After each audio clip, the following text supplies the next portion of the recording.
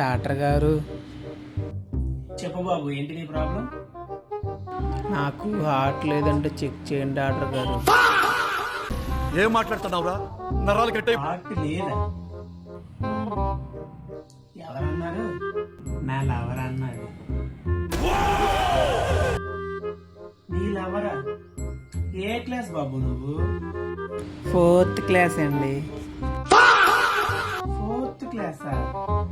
ఛే, ఇంత జాబ్ చేస్తున్నాం, నాకు ఇంకా లవర్ లేదు. యాదవ జీవితం.